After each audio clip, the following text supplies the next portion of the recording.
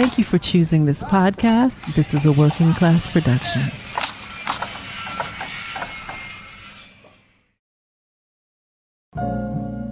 Social media has become the great equalizer because it has nothing to do with your socioeconomic status, who you know, or even what you know. Everyone has a shot, and if you have a camera and a good idea, you could break into the business. Any business. If you sing, if you dance, if you have a new recipe, or you've developed a new mathematical equation, someone out there is watching you, you hope.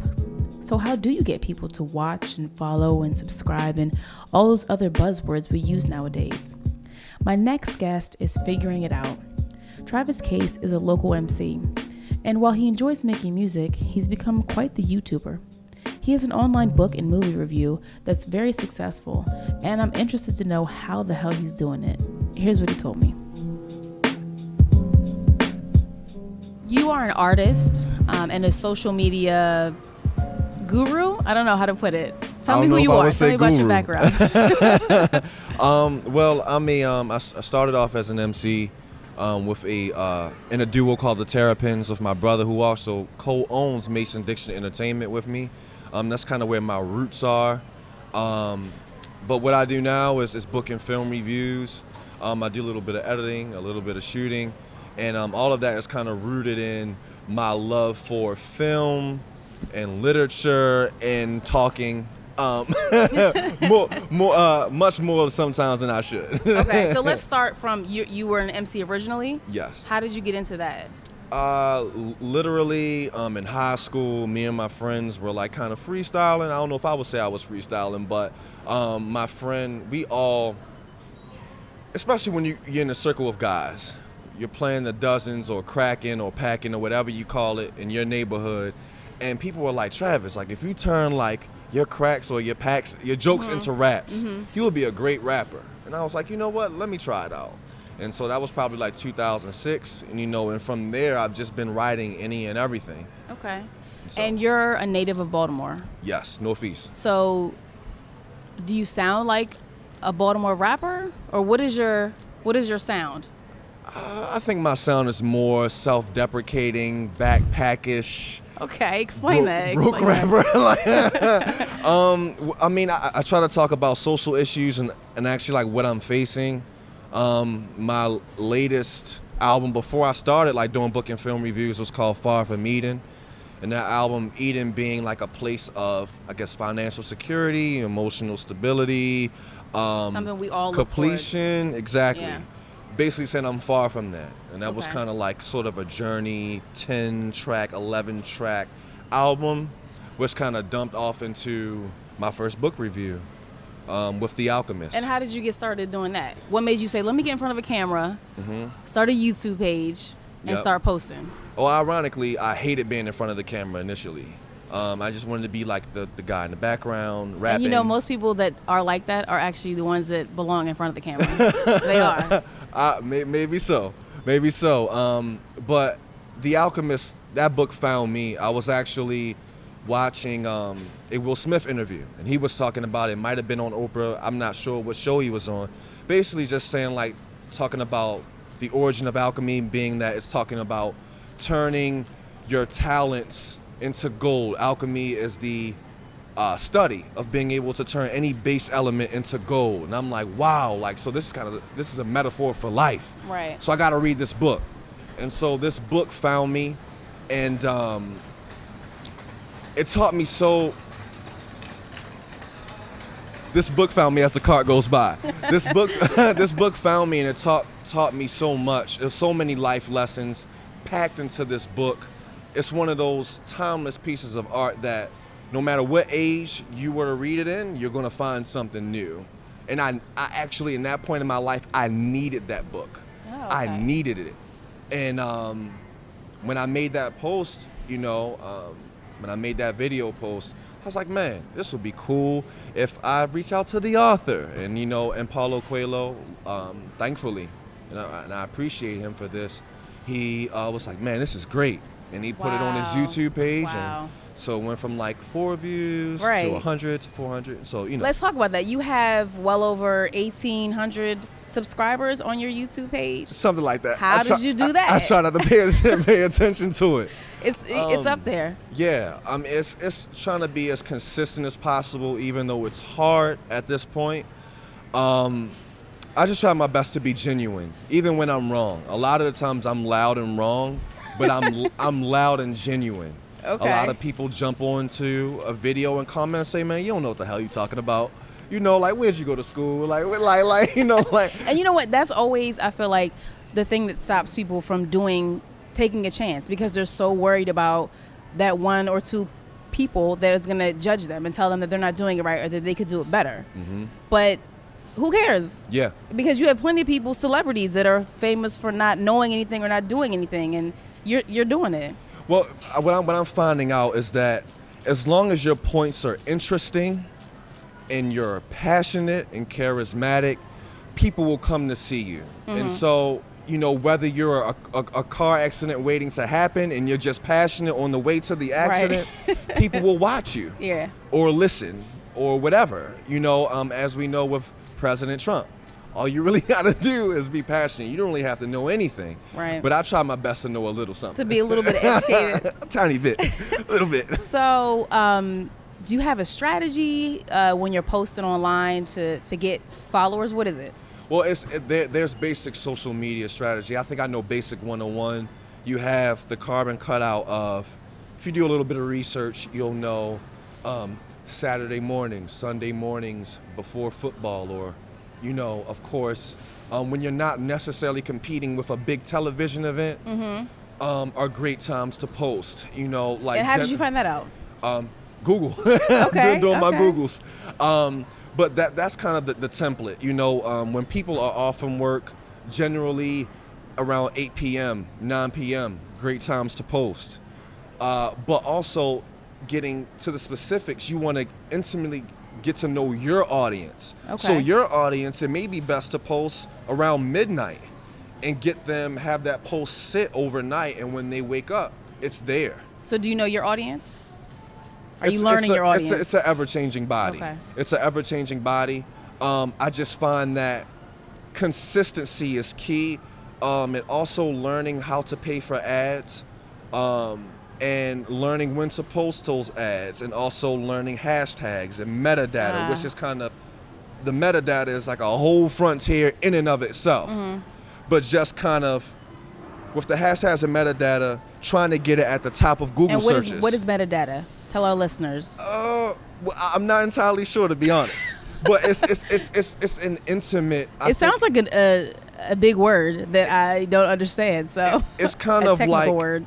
Yeah, it's kind of like what's the boring stuff under the hood of Google to get your stuff at the top of a Google search, to get it when you're on YouTube, to get it on that sidebar. So like, for example, if I make a video about kittens, to get my video to be at the top, you know, or in the top 10 or the top 20, because it's going to go by, of course, YouTube's algorithms are steady changing all the time. So it could be this month, it could be likes that get your video to the top. It could be likes and views. It could be comments. You know what I mean? But learning that, and on top of being consistent, and on top of having good quality, and having possibly a gatekeeper here or there, give you a plug, a ditty here or there. That was my next question. How do you promote? Well, what I'll try to do is first of all, just trying to make sure that the quality is there, point blank, so I can have something to show people. But as I was talking about before, just making sure I know when to post my stuff. Also, in reaching out to people who are affiliated with what I'm talking about. So if I'm talking about Star Wars, I'm trying my best to put George Lucas in my hashtags, and maybe reaching out to George Lucas, or possibly reaching out to the camera guy or the DP. You know what I mean? This sounds like a full-time job. It's a job in and of itself. A job in and of itself, because it's because there's so many avenues today everybody has a camera, everybody can edit, yes. everybody has a channel. So it's not just about your quality. It's like, how do you get your quality seen? I mean, Issa Rae, I was listening to her interview. She was recording videos, I think she said, for 10 years. Wow. You know what I mean? And, you know, thank God, she's on HBO now. Yeah. That show was awesome.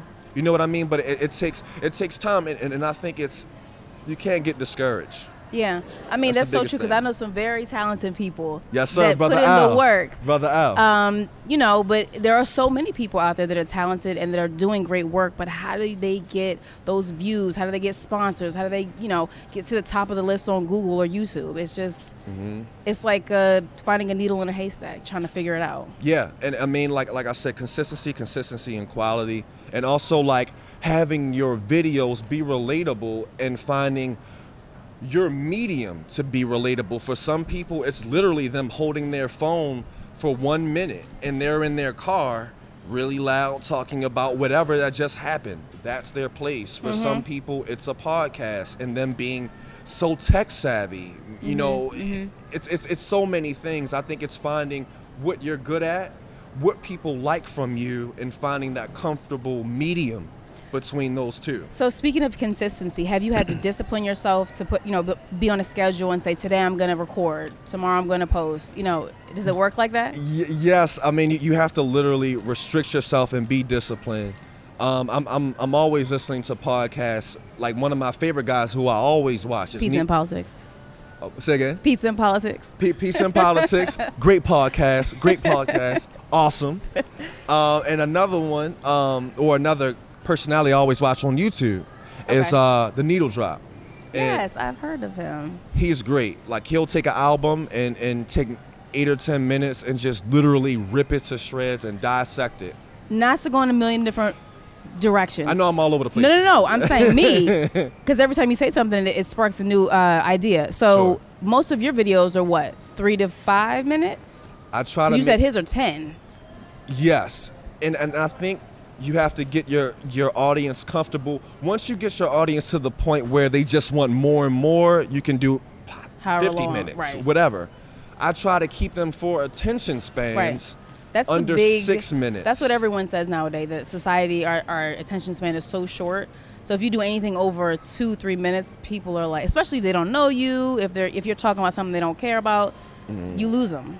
At this point, quite frankly, I won't say I don't care, because I'm trying to get better at what I do. Okay. Because every time I release something, I'm like, damn, I should have said this. I should have said this. Because after I release something, I go back and watch it, and I'm like, oh my God, like I had this written down. Like, sometimes by mistake, I'll skip over my script, parts of my script, and I'm like, why in the hell did I not? Oh, so you have a script? I do have a script. Okay, talk to me about that.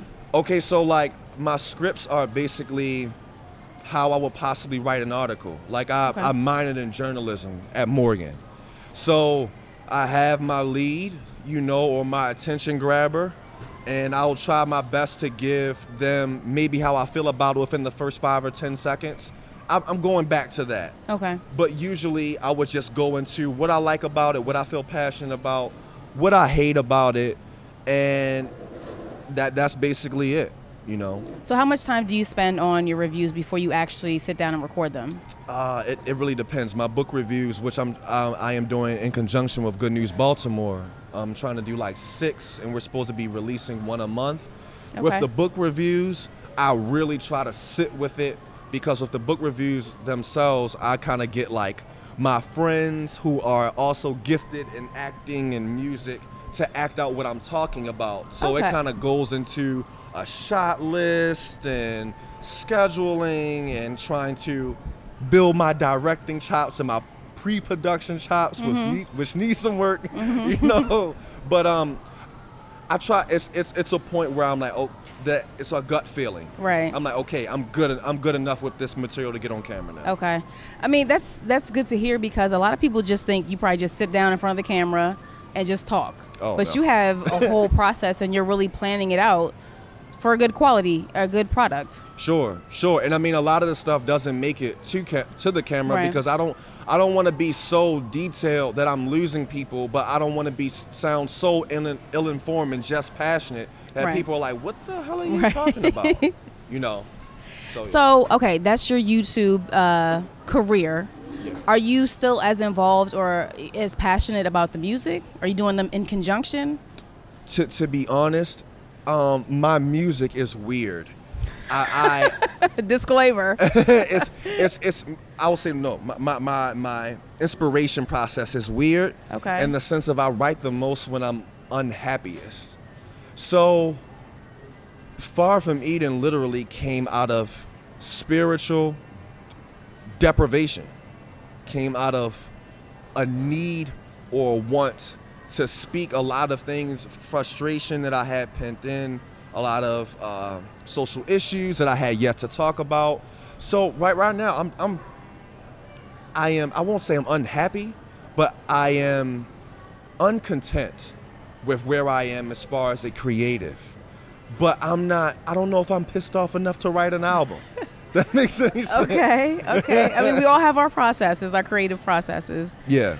So do you see yourself getting back into music? You have to just wait till you're in that mood. I want to eventually, but I'm of the mindset of I have to sit in one thing and do it really well versus trying to do a million things well, because then I'll just do everything half good.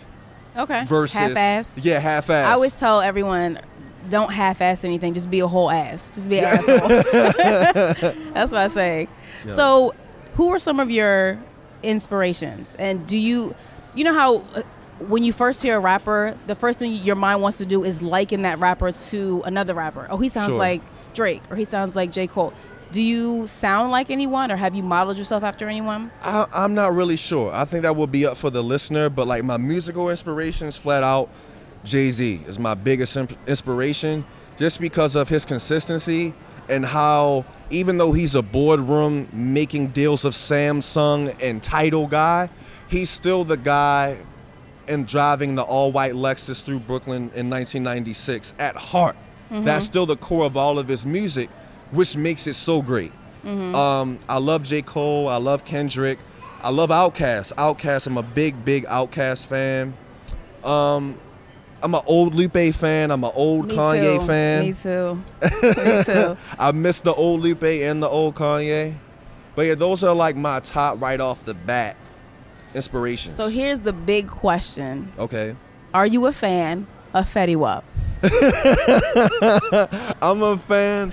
I'm a closet fan of Fetty Wap. Now, I can't tell anybody, well, I'm just telling the world now, but I'm a closet fan, and I'm like ashamed to admit that, Sure. Especially in front of you. You're an MC. Like, do you respect him? Is it real music? Like, how do you feel? Well, maybe I feel about, you feel about Fetty Wap how I feel about Future. I'm an unabashed Future head nodder. Like, Okay. every time I'm in the car, I have a Future playlist. I think this is how I feel about artists like Future, Fetty Wap, 21 Savages, or whatever. I feel like there's a place for them. Mm-hmm. I have no problem with them being turn-up artists, trap artists, party artists.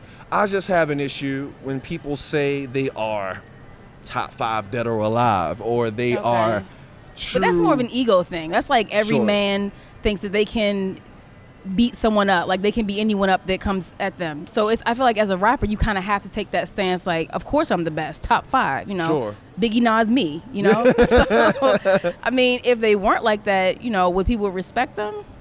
Well,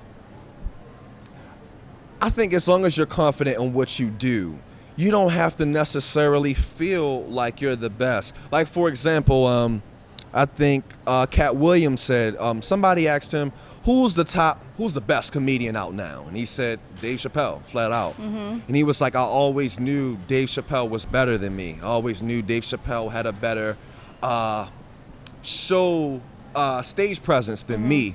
But that doesn't necessarily take anything away from Cat Williams. I like to think about myself as an artist or whatever as the constant underdog, because that always gives me something to work towards. I think you should always feel like you're great. Let me put it this way.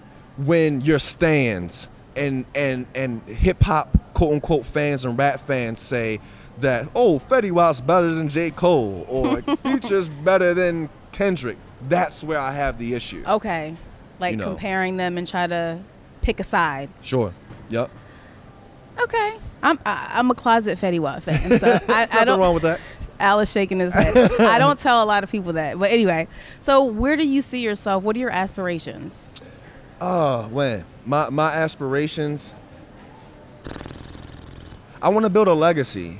I would like to eventually create a program way down the line. I picture myself possibly being a college English professor. Really? Yeah. You are all over the place, sir. I really am. I'm a mess. But I mean, you know, we all have our own path, so it's just how we get there. Yep. So you want to be an English professor? That's when I have a gray beard and everything. Okay. But like I would like to bring people back into reading.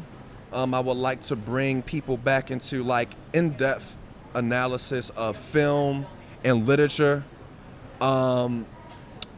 That's where I am, and I would just like to be an inspiration to people. Okay. You know what I mean? Okay. Yeah.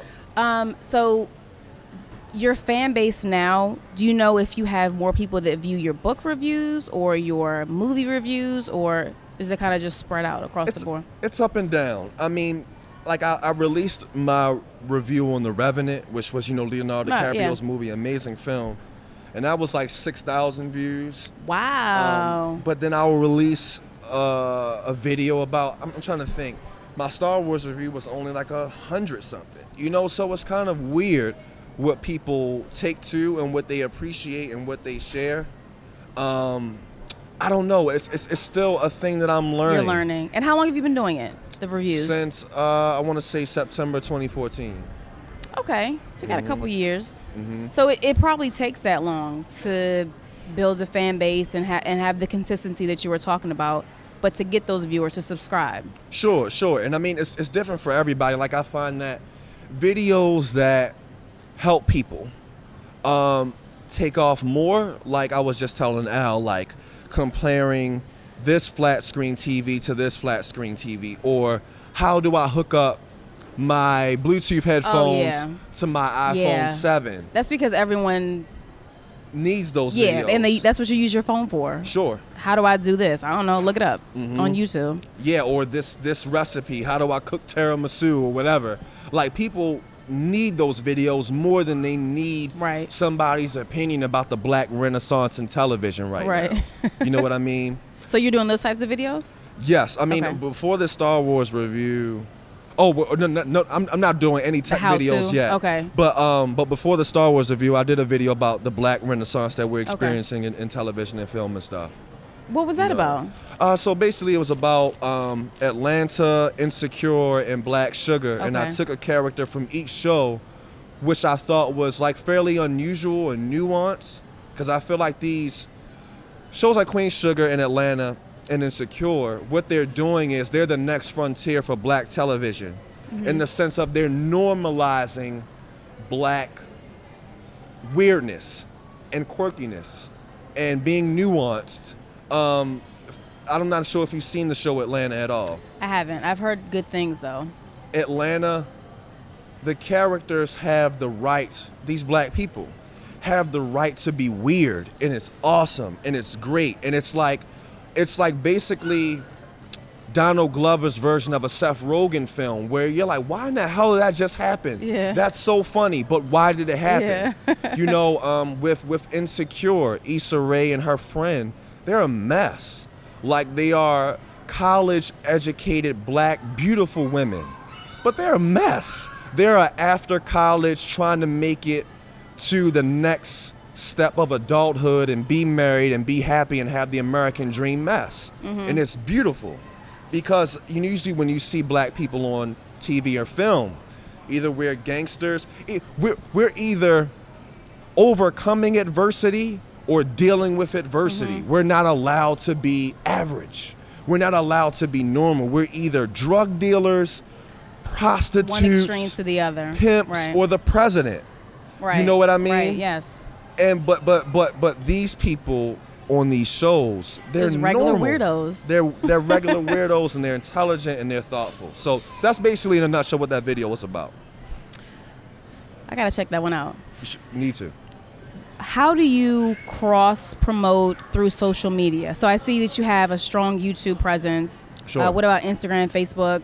Are you constantly updating all those three things at the same time? Yeah, I try to maintain the Facebook page, the Mason Dixon Entertainment YouTube page, Facebook page, and my Twitter and my personal Facebook.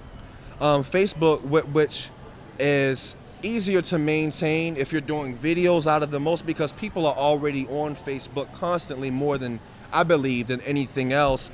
Facebook is sort of the bulletin board for the rest of the social media sites. You can post everything on Facebook. Mm-hmm. That's a good analogy. Yeah. Yeah. And it's with my videos, with videos on Facebook, you can just easily tag people. You know what I mean? Yeah. They can easily share it versus YouTube. Your subscribers may get a notification to, like, okay, Travis just dropped a video today, and they may watch it later. But with Facebook, you're getting that automatic notification. Yeah. Somebody, so-and-so tags you in this video. You're getting comments on the video, so the person who's tagged in it is constantly being reminded of the video. You know what I mean?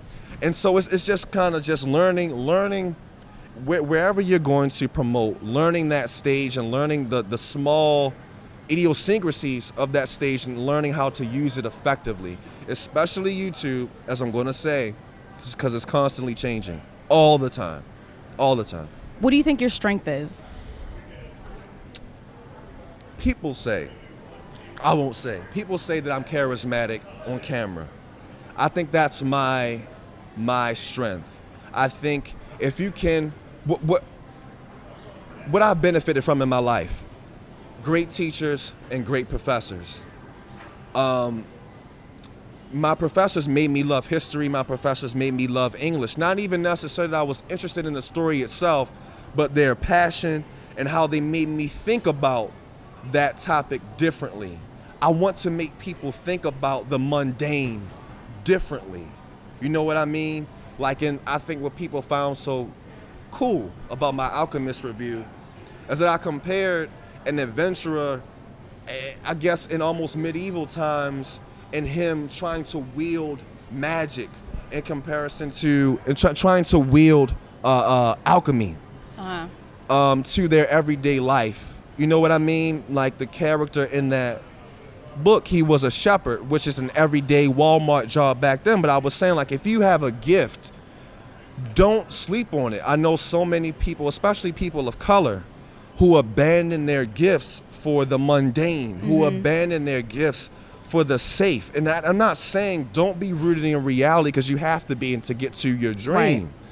But don't give up on that. You know what I mean? Like, I think Morgan Freeman was about 30 or 40 when he really broke into the scene of acting.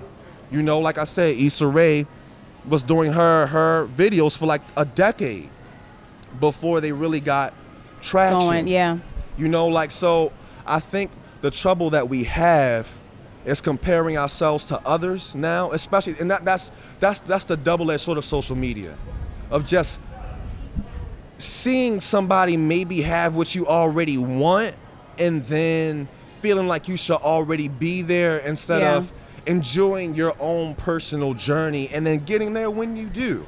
Because when you enjoy your journey, that's what brings people in. Your genuineness, your getting better, you failing along the way and taking those lumps and becoming better. You know what I mean? So I know I'm all over the place. No. And that's completely fine. You're all over the place. You're completely multifaceted, and you're doing all these great things. And I just want to thank you for sitting down and sharing yourself with me. Thank you. With us. I appreciate the invitation. So how can people find you? Mason Dixon Entertainment on YouTube, on Instagram. I still go by my rap name, which is Guillotine, at Guillotine, at Gillateen, on Facebook, YouTube, Instagram. But yeah, that's how people can find me and Mason Dixon Entertainment. Also, you're going to see my brother sometime soon. Once he finishes with school, you're going to see how great he is as well. So, what does he do? He's an actor, a rapper. Okay. Going to be a teacher. He's just like his big brother. He's everything. He's every man. I'm actually the younger one. Oh, okay. I'm the younger one. Okay. Yep. Well, thank you again for sitting down with me. Thank you. Before I go, y'all, I got to give a couple shout outs if that's cool. First of all, shout out to Naylise Irvin, the creative genius who has been the creative director and co-producer on quite a few of my projects. Shout out to Tain Ali, who always add a fight scene to almost every book review. Shout out to brother Mike Even, who has been in front of and behind the camera for me in clutch times. Also, shout out to brother Nas, who was in some of the book reviews. Come on, Nas. And of course, shout out to the GMB team. And, you know, thanks again for the opportunity.